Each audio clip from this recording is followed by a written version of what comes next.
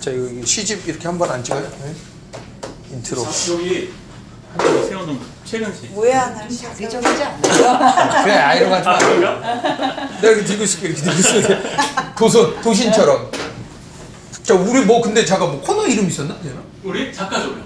작가 작가 조명? 조명이고. 이게 아니야, 문학원. 아 문화원. 문학원. 아 맞다 문화원이요. 문학원.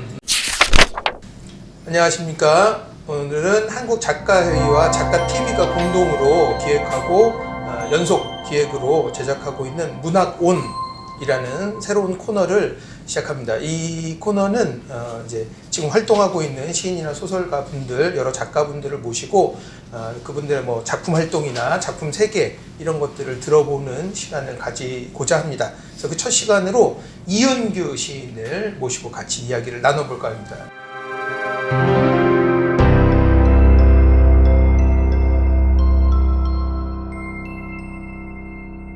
이은규 선생님 반갑습니다. 네, 안녕하세요. 뭐 다소 어색하기도 하고 뭐 그러네. 저희가 자주 본다면 자주 보는 사이이기도 한데요. 간략한 뭐 소개를 먼저 해야 되겠죠? 네. 선생님이 직접. 네, 문학원 코너 첫 번째 주자로 저를 초대해 주셔가지고 진심으로 감사드리고요. 작가TV 너무나 애청하는 시청자로서 걱정 반 잘할 수 있을까 오늘, 그리고 이제 설렘 반 이런 기분입니다. 그래서 시스는 이은규이고요. 그 다음에 시집을 이렇게 3권이나 내게 됐는데 남수원 선생님께서 이렇게 응원차 저를 불러주신 것 같습니다. 네, 오늘 불러주셔서 감사합니다. 네, 네. 이은규 선생님은 이제 뭐 아마 잘 알려져 있고 많이 또 좋아하는 분들이 굉장히 많은 시인으로 잘 알려져 있죠. 그래서 이제 뭐 좀 재밌게 뭐 네. 부드럽게 하기 위해서 제 뭐랄까요? 이은규 시인에 대한 기억이랄까? 뭐 이런 거를 먼저 한번 얘기해 보고 싶은데요. 이은규 시인의 첫 시집 다정한 호칭이 2012년도에 나왔죠. 네. 제가 이 시집을 뭐 사서 읽었고, 제가 책을 사면은 이제 앞에 산 날짜와 이제 다 읽게 되면 뭐 다 읽은 날짜에 뭐 이렇게 쓰는데, 시집은 대부분 하루나 뭐 이틀 만에 읽긴 하니까, 그래서 좀 보니까 2012년 6월 20일 날 제가 이 시집을 샀네요. 그래서 굉장히 아껴서 잘 읽고, 그 다음 이제 그때는 제가 이은규 시인을 개인적으로 몰랐던 사이고, 그러다가 여차저차한 일로 이은규 시인을 2017년 가을에 만날 일이 있었어요. 네. 그래서 이은규 시인 만나러 가니까 이걸 가지고 가야지 해서 이 시집을 가지고 가서, 저 더러운데 막 이렇게 막 체크하면서 읽으니까 저는 막 접혀 있기도 하고, 그래서 사인을 좀 해달라고 했던 기억이 저는 납니다. 네. 선생님이 되게 부끄러워하시면서 그래서 제가 가지고 있는 시집 중에서는 아마 제일 재밌는, 저 개인적으로는 재밌는 앞표지를 가지고 있는 책입니다. 왜냐하면 2012년 6월 20일 날 책을 샀고, 그 다음 이은규 시인의 사인이 2017년 가을에 이렇게 사인이 되어 있는 시집을 제가 이렇게 좀 겉도 많이 더러워졌고, 왜냐면 제가 자주 빼보는 시집이기도 하거든요.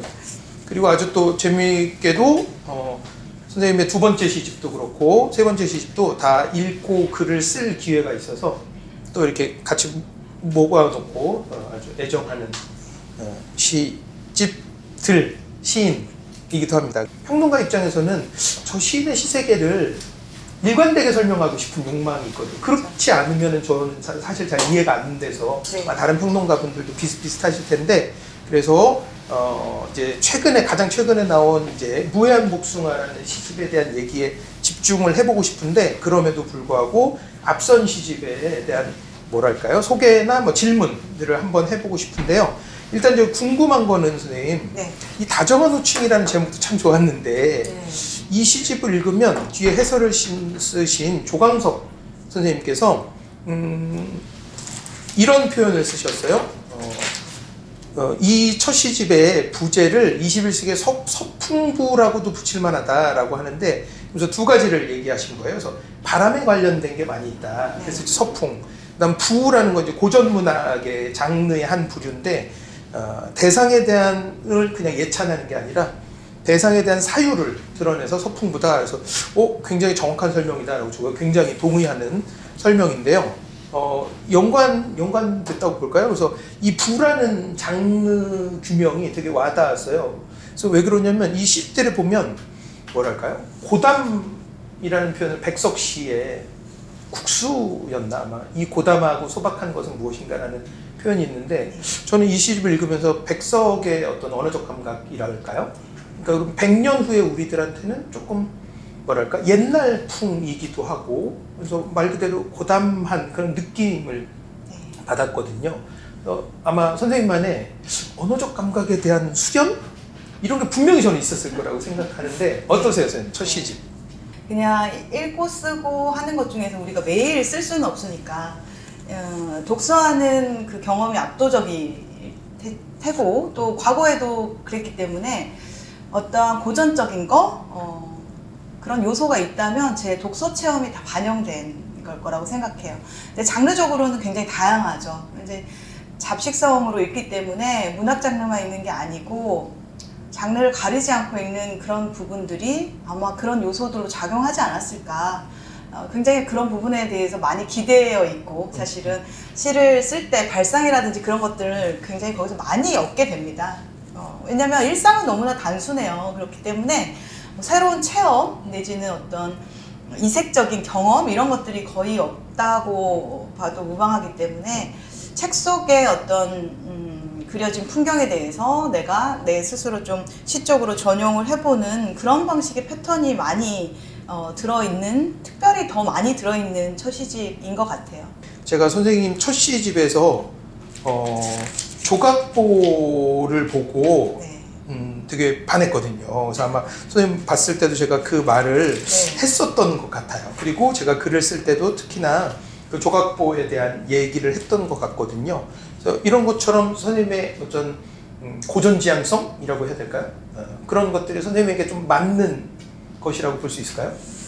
고전 지향성이 이제 없다고는 할 수 없는데요. 지금의 어떤 저를 보면은 특별히 또 고전 지향적인 것 같지도 않아요. 저는 이제 좀 되게 새로운 거 좋아하고 의외로. 그리고 이 세 번째 시집은 사실은 또 그런 면모가 있고. 그리고 꼭 시집이나 문학적인 그런 것뿐만 아니라 일상적인 부분에 있어서 좀 새롭고 내지는 좀 호기심이 강하기 때문에 그런 거에 대한 가치 평가를 떠나서 새로운 거 이렇게 모험해보고 이런 거 되게 좋아하거든요. 근데 특별히 이제 첫 시집에는 어떤 저의 정체성을 마련하는 어떤 원형질 같은 게 많이 들어있는 것 같아요.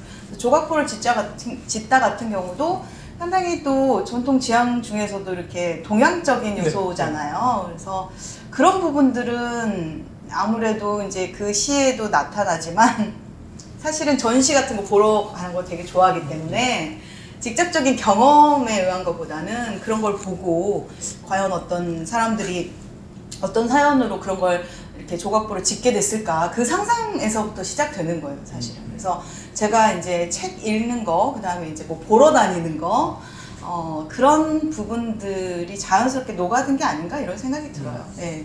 또 이제 두 번째 거 한 번만 더 말씀드리고 싶은데 네. 이런 표현이 있었어요. 미간이라는 시였는데 이제 눈썹과 눈썹 사이에 미간이라고 부르는 곳에 눈이 하나 더 있었다면 네. 이런 표현도 있었고요. 네. 그 다음 또 다른 바늘구멍 사진기라는 시도 제가 접어놓은 작품이기도 하네요. 여기에 보면은 그러니까 종이처럼 얇아진 폐에 이제 구멍이 났는데 그 이제 사실 이제 기흉이라고 선생님이 표현하셨던 그러니까 질병이죠. 근데 그거를 바늘구멍 사진기라고 다시 치환을 하셨고 그다음 그 사진기 이미지를 계속 끌고 가시면서 그걸로 마치 제목이 이제 바늘구멍 사진기인데 그걸로 세상을 보겠다라고 이제 말씀을 하신 것 같아요. 그래서 첫 시집이 많은 시인들이 자신의 뭐랄까 시를 어떻게 써야 되겠다라는 어떤 출사표 같은 네. 게 보이는 작품들을 포함하고 있을 수밖에 없잖아요. 네. 근데 이제 선생님 첫 시집에서 제가 제일 관심 있게 봤던 것은 이런 시적 감각 네. 아주 작고 그게 나에겐 상처가 될 수도 있고 실제로 뭐 부처님 아니고서는 미간에 눈이 있으면 이거 뭐 이상한 거 아닙니까, 그죠?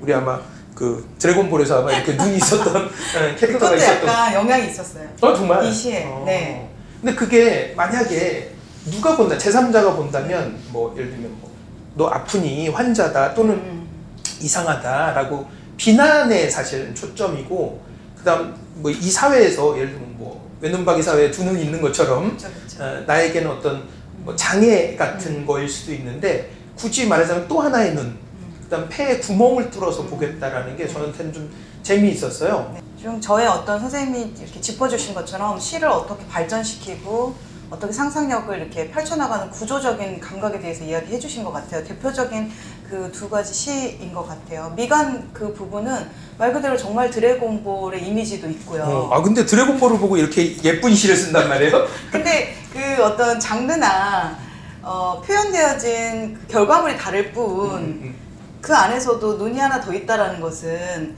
선생님 말씀처럼 사회적인 시선으로 봤을 때는 어떠한 장애나 결핍이나 그리고 어떤 불온성을 가진 존재잖아요. 그런데 그게 또 한편으로 보면 대부분의 사람들이 어떠한 그런 지점을 갖고 있지 않나 저는 그렇게 생각이 들어요. 어떤 완벽한 거, 완전한 거, 그리고 어떠한 결여가 없는 거, 내지는 갖고 있지 않아도 내가 되는데 굳이 내가 그것을 품고 있는 거, 이런 거 다 있지 않을까요? 그래서 그런 부분에 대한 그 상상력이 있었고, 그 드래곤볼에 상상력이 있었는데 보통은 사실은 여러 가지 텍스트가 결합돼서 저 같은 경우는 시가 나타나는 것 같아요. 그 다음에 이제 바늘구멍 사진기 같은 경우도 이제 뭐 제가 이렇게 겉으로 보기엔 되게 건강해 보이잖아요.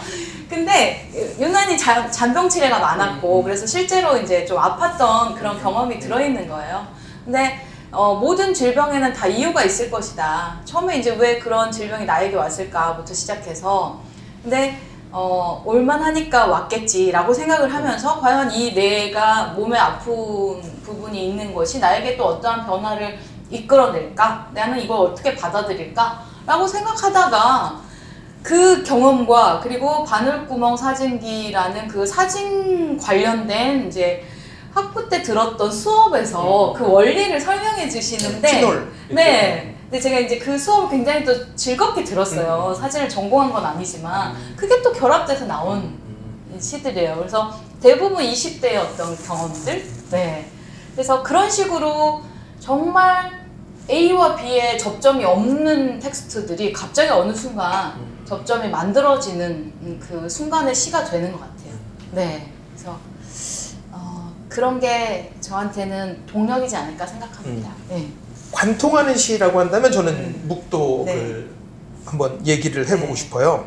그래서 묵독에서도 보면은 선생님께서 이제 묵독이 알맞은 절기라는 표현을 쓰셨거든요. 이게 아마 선생님이 뭐 평론가 입장에서 과장되게 말하자면 네. 이 감각이 선생님에게 시를 쓰게 한 건가? 뭐 이런 생각도 한번 해봤거든요. 네, 네. 정말 정확하게 짚어주셨어요.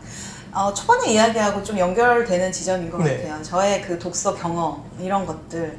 근데 이제 독서라는 거가 어쨌든 저자와의 그 의사소통인 거잖아요. 때로는 잘 되기도 하고, 때로는 오독도 하고, 때로는 그것을 넘어서서, 지평이 열리는 부분도 있는 것 같고. 그래서 묵독이 알맞은 절기라는 것은 사실 절기라고 표현을 함으로써 오히려 사실은 특정 절기가 있지 않다라는 걸 얘기하고 싶었던 거거든요. 네. 네. 딱 어느 절기에 묵독이 알맞을 때가 없죠, 사실은. 저의 삶에 있어서는. 근데 그렇게 이제 책을 조용히 읽어가면서 책 속의 내용과 서로 의사소통하는 것들이 저한테는 굉장히 중요한 부분이고, 과연 그 감각, 그냥 시 이전에 책을 읽는 그 감각만으로 시를 어떻게 써볼 수는 없을까? 대단히 중요한 저한테는 시간이니까 그렇게 해서 그 시도를 했던 시고, 거기에는 이제 표면적으로 드러나진 않지만 또 상관이 있나요? 라고 물어보면 상관이 없을 수도 있지만 그 이제 묵어나는 수도원과 관련된 다큐멘터리를 제가 본 거예요. 다큐멘터리를 선생님 많이 보시네요. 네. 영화도 좋아하고 사실 그것도 장르를 가르지 않아요. 네.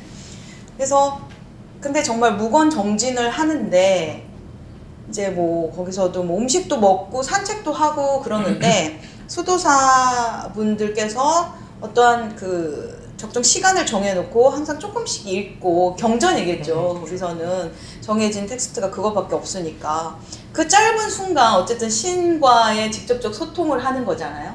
그것처럼 사실은 지금 이제 선생님하고도 이렇게 직접적으로 얘기도 하고 있지만 어떠한 진정한 교감은 묵독을 통해서 이루어지는 게 아닌가라고 생각을 하면서 그 다큐멘터리를 보고 나서 그래도 의미가 있을 수 있다. 이걸 어떻게 시적으로 표현해보고 싶다라고 해서 고요를 되게 지향하고 그다음에 고요 그 자체를 표현해야 되니까 시 쓰기는 상당히 좀 어려웠던, 그렇지만 한 번은 꼭 도전해보고 싶었던 그런 작품을 별도로 말씀해 주셔가지고 좀 새삼 그런 기쁜 마음이 듭니다. 네. 네, 말씀 감사합니다.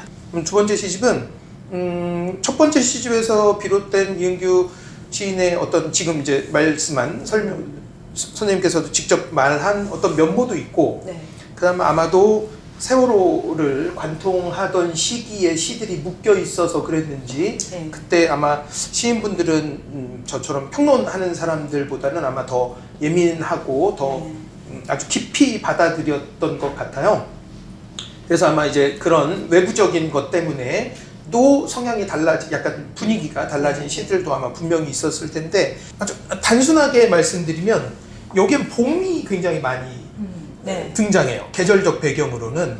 그래서 예를 들면 뭐 오는 봄 같은 시도 특히나 3년짜리 짧은 시인데 마지막 구절이 가도 봄이 계속 돌아왔다라고 끝나거든요. 짧은 시인데 게다가 두 번째는 이제 이상시 구절이 또 인용되어 있고, 그래서 저는 이거 동그라미 쳐놨는데 오래 걸렸거든요. 이거를 설명할 때. 그래서 이 두 번째 시집에서의 계절적 배경이면서 선생님에게 계속 돌아온다라고 말할 수밖에 없는 봄이 뭔지 네.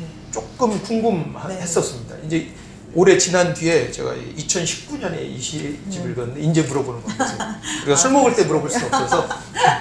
네, 근데 제목에도 오래 속삭여도 좋을 이야기라고, 이제 좋을 이야기라고 표현을 했지만 속삭여야 한다. 이 어떤 사건이나 어떤 기억은 끊임없이 오래도록 이야기되어야 한다라는 어떤 그런 전제가 있었고, 실질적으로는 선생님 말씀하신 어떠한 그런 사건들에 이제 많은 어떤 영향 관계가 있는 시들이 많이 있었던 것 같아요. 특히나 이제 오는 봄 같은 경우도 봄이 이제 지나간 것 같은데 새로운 봄이 오고 뭐 다른 계절들이 이제 지나올 텐데 왜 그 도돌이표처럼 계속 그 봄에 이렇게 우리가 묶여있을 수밖에 없는가, 그 자장 안에서, 그리고 왜 벗어나서는 안 되는가, 그리고 내가 할 수 있는 일은 뭘까, 시적으로 문학적으로 응전한다라는 것이 과연 가능은 한가, 그런 것들에 대한 고민이 정말 많이 들어 있었고, 그래서 아마 그냥 제가 그 시에 담겨져 있는 경향성을 그냥 두 가지 정도로 얘기하면은, 어떤 미학적인 거를 추구하는 시와 또 사회적인 거를 또 내가 가만히 있을 수 없다라는 그런 어떤 고투의 흔적들이 두 가지가 담겨 있어서 아마 하나의 계열에 집중해서 보고 싶은 분들은 그런 이제 경향성이 깨어지는 것도 좀 어렵게 느껴졌을 수도 있고, 좀 더 무거워졌다, 그런 느낌도 들었을 수도 있다라는 생각이 들었는데, 저는 근데 그 시간을 관통하지 않고 다음 단계로 나아갈 수는 없었다고 생각이 들어요. 굉장히 그런 시들을 보면서 그 시기로 다시 돌아가고, 꼭 특정 어떠한 사고나 사건이 아니라 이름 붙일 수 없는 어떠한 슬픔에 대해서 과연 뭘 할 수 있을까? 이런 것들을 정말 많이 생각했던 시기인 것 같아요. 근데 그런 질문들은 종료된 게 절대 아니고요. 지금도 계속되는 부분이 있고, 문득문득 말 그대로 돌아오는, 내 의지와 상관없이, 그리고 또 돌아와야 하는 그런 어떤 부분들이 이제 많이 담겨있는 시집인 것 같아요. 예.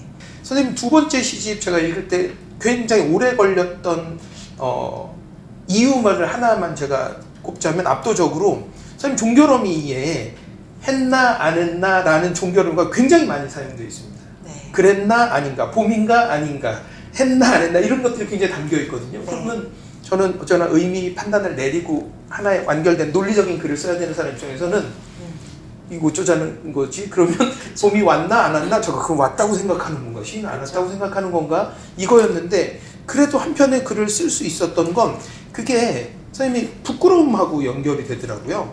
네. 그래서 보면은 가령 이제 홍역 같은 시에서 부끄러움에 대한 얘기도 또 있고요. 그 다음 귀가 부끄러워라는 시에서도 누가 봐도 아마 오랜 시간이 지나서 이 시를 봐도 이제 세월호를 배경으로 하고 있다는 걸 아마 금방 알 텐데, 거기서 이제 부끄럽다라는 표현을 선생님이 구체적으로 쓰세요. 그래서 제가 그런 이제 잘 알려진 얘기인데 이제 뭐 제우스가 보기에 이제 인간들이 개판으로 사니까 서로 막 죽고 죽이고 하니까 아이고 이 새끼들 어떡하지? 이렇게 생각을 하다가 제우스가 이제 에르메스에게 시켜서 사람들에게 정의를 줘라. 정의를 좀 선물을 해줘라.